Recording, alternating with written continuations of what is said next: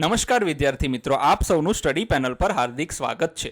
આજના વિડીયોમાં આપણે સ્વાધ્યાય 4 કે જે પાના નંબર 8 અને 9 ઉપર આપેલું છે, જે પ્રકરણ 1નું ગણિતમાં પેટર્ન ધોરણ 6નું છે, વિચારો અને શોધો। હવે જુઓ, પહેલા તમે સ્વાધ્યાય ભણતા, હવે પણ એવું સ્વાધ્યાય જેવી કોઈ વસ્તુ રહી નથી, એટલે એ ખાલી શું વિચારો અને શોધો આપે છે, તો આપણે એને પાના નંબર સાથે લખીએ જેથી કરીને આપણને સરળતાથી મળી જાય। ચાલો હવે જોઈએ વિચારો અને શોધો। ગણતરીની સંખ્યાઓ 1 1+2+1 1+2+3+2+1 પ્રમાણે ઉમેરતા ઉપરના અને પછી નીચેના ક્રમમાં ઉમેરવાથી વર્ગ સંખ્યા મળે છે, તે માટે શું તમે સમાન ચિત્રાત્મક રજૂઆત શોધી શકશો? હા, ચાલો બિલકુલ, જુઓ આ 1 થઈ ગઈ, બરાબર છે। હવે આમાં +2 કરીશું, જો 1+2+1 પછી તો કે 1+2+3+2+1 બરાબર છે। પછી 1+2+3+4+3+2+1 આ રીતે આપણે એને ચિત્રાત્મક રજૂઆત કરી દીધી છે। પછી જોઈએ 2, તમારા ચિત્રના મોટા સ્વરૂપની કલ્પના કરીએ અને જરૂરિયાત મુજબ તેને આંશિક રીતે દોરીને તમે જાણી શકો છો 1+2+99 પછી 2 તો આમાં શું થશે? તો કે જો આની અંદર સમજવાની શું જરૂર છે વિદ્યાર્થી મિત્રો, સમજી લો। સૌથી મોટી સંખ્યા જે છે ને, કઈ સંખ્યા સૌથી મોટી છે? તો કે 100 × 100 કરી દેવાના, બસ 100 × 100 કરી દો એટલે જવાબ આવી જશે તમારો 10,000। આની ચિત્રાત્મક રજૂઆત શક્ય છે નહીં। 3, જ્યારે તમે બધા એકની શ્રેણીમાં ઉપરના ક્રમમાં ઉમેરવાનું શરૂ કરો છો ત્યારે તમને કઈ શ્રેણી મળે છે? ચાલો જોઈએ। જુઓ, જ્યારે આપણે 1 થી શરૂ કરીને ક્રમિક સંખ્યાઓ ઉમેરીએ ત્યારે આપણને ત્રિકોણીય શ્રેણી મળે છે। જુઓ, 1 1+2 એટલે 3, 1+2+3 એટલે 6, 1+2+3+4 એટલે 10। આ રીતે આપણને આ શ્રેણી મળે છે, અને આ શ્રેણીને આપણને કઈ શ્રેણી કહીએ છીએ? તો કે ત્રિકોણીય શ્રેણી કહીએ છીએ। જ્યારે તમે બધા એકની શ્રેણીમાં ઉપરના અને પછી નીચેના ક્રમમાં ઉમેરો છો ત્યારે તમને કઈ શ્રેણી મળે છે? તો ત્યારે આપણને પૂર્ણ વર્ગ શ્રેણી મળે છે। કઈ રીતે? તો કે 1+2+1 એટલે કેટલા થઈ ગયા? તો કે 4, 1+2+3 મતલબ પહેલા આપણે શું કર્યું? તો કે ઉપરની શ્રેણી લીધી, પછી તો કે નીચેના ક્રમમાં લીધી તો 9 થઈ ગયા, પછી 1 થી 4 અને પછી ઉલટા લીધા તો 16 થઈ ગયા, હવે 1 થી 5 અને ઉલટા લઈશું તો 25 થઈ જશે। આ રીતે જ્યારે તમે ચડતા અને ઉતરતા ક્રમમાં એકની શ્રેણી ઉમેરો છો ત્યારે 4, 9, 16, 25, 36 જેવી વર્ગ સંખ્યાઓની શ્રેણી મળે છે। હવે જોઈએ 4, જ્યારે તમે ગણતરીની સંખ્યાઓને ઉમેરવાનું શરૂ કરો છો ત્યારે તમને કઈ શ્રેણી મળે છે? ગણતરીની સંખ્યાઓ એટલે 1, 2, 3, 4, 5। શું તમે એની એક નાની ચિત્રાત્મક સમજૂતી આપી શકો છો? ચાલો પ્રયત્ન કરીએ। જ્યારે આપણે આવી રીતે સંખ્યાઓને ઉમેરીએ ત્યારે આપણને ત્રિકોણીય સંખ્યાઓની શ્રેણી મળે છે। 1, 3, 6, 10 જેવી શ્રેણી મળે છે, જેની ગણતરી આ રીતે લખી શકાય છે, બરાબર છે। હવે એની ચિત્રાત્મક રજૂઆત આ રીતે કરી શકાય છે। જુઓ, આ 1, 3, 6, 10 અને 15 આ રીતે આની ચિત્રાત્મક રજૂઆત કરી શકાય છે। અહીંયા ટીનો અર્થ થાય છે triangle 1, triangle 2, triangle 3, triangle 4, triangle 5 આ રીતે આપણે આને કરી શકીએ છીએ। હવે જોઈએ 5, જ્યારે તમે બે ક્રમિક ત્રિકોણીય સંખ્યાની જોડને ઉમેરો છો ત્યારે શું થાય છે? જુઓ, પહેલી ત્રિકોણીય સંખ્યા 1 છે, બીજી 3 છે, તો આ બંને ક્રમિક કહેવાય, તો આને ઉમેરીએ તો શું થાય? પછી બીજી સંખ્યા 3+6 એને ઉમેરીએ, બંનેને શું થાય? ત્રીજી સંખ્યા 6 અને ચોથી સંખ્યા 10 ને ઉમેરીએ તો શું થાય? ચાલો જોઈ લઈએ। જ્યારે બે ત્રિકોણીય જોડને ઉમેરો ત્યારે આપણને ફરીથી પૂર્ણ વર્ગ સંખ્યા મળે છે। ચલો, 1+3 એટલે 4, 3+6 એટલે 9, 6+10 એટલે 16, 10+15 એટલે 25। આમ આપણને આ શ્રેણી મળે છે, આ પૂર્ણ વર્ગ શ્રેણી છે। શા માટે? શું તમે તેની ચિત્ર સાથે સમજાવી શકો છો? હવે એવું શા માટે છે? ગાણિતિક રીતે જ્યારે બે ક્રમિક ત્રિકોણીય સંખ્યાનો સરવાળો હંમેશા એક વર્ગ સંખ્યા બને છે, કારણ કે બે ત્રિકોણ ભેગા કરો તો શું બને?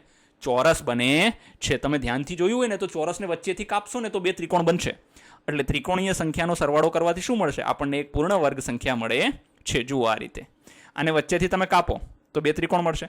આને વચ્ચેથી કાપો તો એક ત્રિકોણ આ થઈ જશે ને બીજું ત્રિકોણ આ થઈ જશે. આને વચ્ચેથી કાપો તો આ રીતે ત્રિકોણ બનશે. એમ આવી રીતે આપણે આને ચિત્ર સાથે સમજાવી શકાય છે. 6.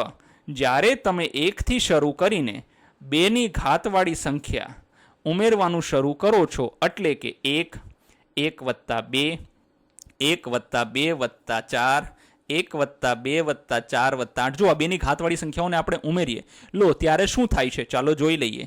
તો ત્યારે શું થાય, જો આ 1 તો 1 જ થઈ ગયો, પછી 1 વત્તા 2 થઈ જશે 3, 1 વત્તા 2 વત્તા 4 થઈ જશે 7, પછી થઈ જશે 8ને ઉમેરીશું તો 15, તો આ 31. ચલો શું થાય, તો આપણને આવી રીતે સંખ્યા મળે છે. હવે આ દરેક સંખ્યામાં 1 ઉમેરો, મતલબ આ જે સંખ્યા છે ને એની અંદર 1 ઉમેરવાનો છે. ચલો 1ની અંદર 1 ઉમેરી તો 2, પછી જો આ 3 છે તો 3ની અંદર 1 ઉમેરી તો 4, એટલે 2 ગુણ્યા 2 થઈ જશે. પછી 7ની અંદર 1 ઉમેરી તો 8 થઈ જશે, 2 ગુણ્યા 2 ગુણ્યા 2 થઈ જશે. પછી 15ની અંદર 1 ઉમેરો તો 16 થઈ જશે, એટલે 2 ગુણ્યા 2 ગુણ્યા 2 4 વખત થઈ જશે. પછી 31ની અંદર તમે 1 ઉમેરો તો 32 થશે, એટલે 2ને 5 વખત ગુણાકાર કરવાથી આપણને મળે છે. હવે આ દરેક સંખ્યામાં 1 ઉમેરો તો કઈ સંખ્યા મળે છે, તો કે આપણને જે સંખ્યા મળી છે તે 2ના ઘાતની સંખ્યા મળી છે. 7. જ્યારે તમે ત્રિકોણીય સંખ્યાઓને 6 વડે ગુણાકાર કરો ને 1 ઉમેરો છો ત્યારે શું થાય છે, તો પહેલાં આપણને ખબર હોવી જોઈએ ભાઈ ત્રિકોણીય સંખ્યાઓ કઈ કઈ છે. તો કે ત્રિકોણીય સંખ્યાઓ 1, 3, 6, 10, 15 આ ત્રિકોણીય સંખ્યા છે. હવે આને બધાને 6 થી ગુણવાના છે અને પછી 1 ઉમેરવાનો છે. ચલો જુઓ, આ 6 સાથે 1 ઉમેરી દીધો તો 6 વત્તા 1 શું થઈ જશે 7. પછી શું કરીશું, તો કે 3 છે, બીજી ત્રિકોણીય સંખ્યા કઈ છે 3 છે, તો કે એને 6 સાથે ગુણાકાર કર્યા, પછી 1નો સરવાળો કર્યો, 6 તરી કેટલા થયા 18, 18 વત્તા 1 એટલે થઈ ગયા 19. પછી ત્રીજી ત્રિકોણીય સંખ્યા કઈ છે, તો કે 6 છે, એને કોની સાથે ગુણ્યા આપણે 6 સાથે ગુણ્યા, પછી સરવાળો 1નો કર્યો એટલે 6 6 36 વત્તા 1 જવાબ આવી ગયો 37. પછી જુઓ 10 છે, એના પછીની ત્રિકોણીય સંખ્યા, એને 6 સાથે ગુણીશું તો જવાબ આવશે 60, એમાં 1 ઉમેરીશું તો જવાબ આવશે 61. પછી 90 વત્તા 1 91. આ રીતે આપણને જે શ્રેણી મળે છે તે કઈ શ્રેણી મળે છે, 7, 19, 37, 61 અને 91ની શ્રેણી મળે છે. આ બધી સંખ્યાઓ કઈ સંખ્યાઓ છે ખબર છે, આ બધી સંખ્યાઓ ષટકોણીય સંખ્યાઓ છે. આ સંખ્યા એક બિંદુની આસપાસ નિયમિત ષટકોણ આકારે ગોઠવાયેલી હોય છે, તેથી તેને ષટકોણીય સંખ્યાઓ કહેવાય છે. 7. જ્યારે તમે ત્રિકોણીય સંખ્યાઓને 6 વડે ગુણાકાર કરીને 1 ઉમેરો, જુઓ હવે એને ચિત્રાત્મક, આ સંખ્યાઓ જે ષટકોણીય સંખ્યાઓ છે ને એ કઈ રીતે, જુઓ ષટકોણ બને છે. આ જુઓ ષટકોણ બન્યો 1, 2, 3, 4. ચલો આને પેનથી બનાવી જ લઈએ ષટકોણ, જેથી કરીને વધારે સરળતાથી સમજાઈ જાય. જુઓ અહીંયા ષટકોણ કઈ રીતે બનશે, તો કે આ ષટકોણ બનશે, જુઓ બને છે. હવે અહીંયા પેન બીજી જ લેવી પડશે, જેથી કરીને લાલની સાથે લાલ નહીં મેળ ખાય. હા બ્લુ લઈ લઈએ. જો થઈ ગયો ષટકોણ 2, 3, 4, 5 ને આ 6 બાજુ, આ 1, આ 2, આ 3, 4, 5 અને 6 થઈ ગઈ ષટકોણીય સંખ્યા.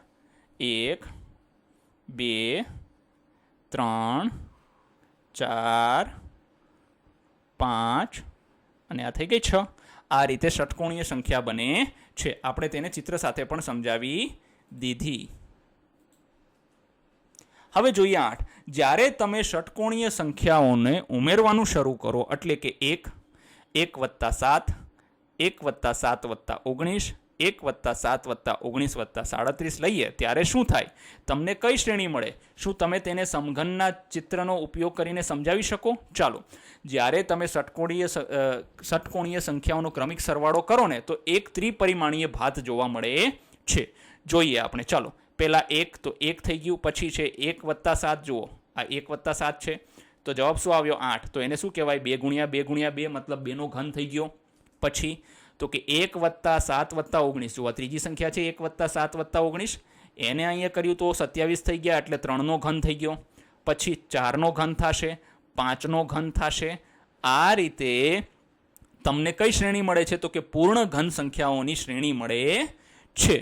હવે જુઓ આપણે આ જુઓ, શું તમે સમઘનના ચિત્રને ઉપયોગ કરીને સમજાવજો. આ સમઘનનું ચિત્ર દેખાય છે તમને? બરાબર છે.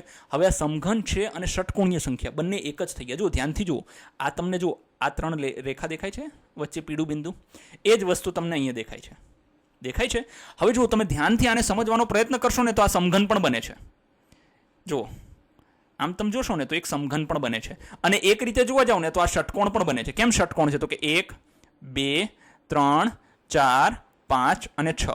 મતલબ ષટકોણીય રેખા અને સમઘન રેખા જે છે તે સમઘનના સંખ્યાઓ શ્રેણીઓ જે છે તે એકબીજા સાથે જોડાયેલી છે. જુઓ આ ષટકોણ બનેલું છે, આ ષટકોણ બનેલો છે, અને એ જ સંખ્યાઓનો અહીંયા શું બનાવવામાં આવ્યો છે? તો કે સમઘન બનાવવામાં આવેલો છે. મતલબ આ બંને શ્રેણીઓ એકબીજા સાથે આંતરિક રીતે ખૂબ જ વ્યવસ્થિત રીતે જોડાયેલી છે. 9. કોષ્ટક 1માં આપેલ શ્રેણીઓ માટે તમારી પોતાની પેટર્ન અથવા સંબંધો શોધો. તમે ચિત્ર અથવા અન્ય માધ્યમ દ્વારા તે શા માટે બને છે તે સમજાવી શકો છો. પહેલાં તો હવે ભૂલાઈ ગયું હશે કે કોષ્ટક 1માં શું હતું. તો કે જુઓ આ કોષ્ટક 1માં આટલી સંખ્યાઓ આપી હતી. હવે જોઈએ, આ બધી શ્રેણીઓ દર્શાવે છે કે ગણિતમાં આંકડાઓ માત્ર સ્વતંત્ર સંખ્યા નથી. હવે આપણે અત્યારે તમને ખબર પડી આ પ્રકરણની અંદર કે આપણે 1 2 3 4 5 લખીએ છીએ ખાલી સ્વતંત્ર સંખ્યાઓ નથી, પરંતુ તે એકબીજા સાથે સુંદર ભૌમિતિક આકારોથી જોડાયેલી છે. આપણે જોયા ને અત્યારે કેટલા બધા આકારો ત્રિપરિમાણીય અને દ્વિપરિમાણીય બને છે. શું તમને આમાંથી કોઈ ચોક્કસ પેટર્ન વિશે વધુ ઊંડાણપૂર્વક જાણવામાં રસ છે? હા, 100% હોય જ ને. શું કામ ના હોય? બરાબર છે.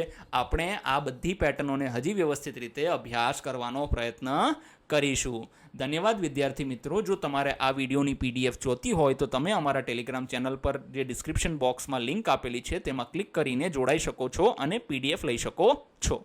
ધન્યવાદ.